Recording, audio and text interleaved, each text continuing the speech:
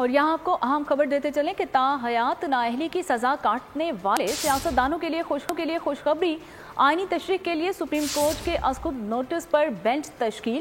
اسلام آباد کیس کی سماعت کے لیے 7 رکنی لارجر بینچ تشکیل دے دیا گیا۔ ارکان پارلیمنٹ تاحیات جانیں گے طیب بلوچ سے۔ جی طیب بتائیے۔ جی سپریم کورٹ سے جو ہے وہ بڑی خوشخبری آ گئی ہے ان تمام سیاستدانوں کے لیے جن کو جو ہے عدالتوں کی جانب سے تاحیات نااہل کیا گیا ہے۔ آئندہ انتخابات کے پیش نظر جو ہے وہ سپریم کورٹ نے تاحیات نااہلی کے معاملے پر جو ہے وہ ایک لارجر بینچ تشکیل دے دیا ہے۔ یہ لارجر بینچ 2 جنوری کو جو ہے وہ چیف جسٹس قاضی فیاض عیسیٰ کی سربراہی میں سماعت کرے گا۔ 7 رکنی لارجر بینچ تشکیل دیا گیا ہے۔ چیف جسٹس قاضی فیاض عیسیٰ کی جانب سے جو ہے وہ تاحیات نااہلی کے معاملے کے اوپر از خود نوٹس لیا گیا تھا، کیونکہ پارلیمان نے جو ہے وہ الیکشن ایکٹ میں ترمیم کر کے جو ہے وہ تاحیات نااہلی کی سزا جو ہے وہ لائف ٹائم کی بجائے 1 ٹرم کر دی گئی تھی۔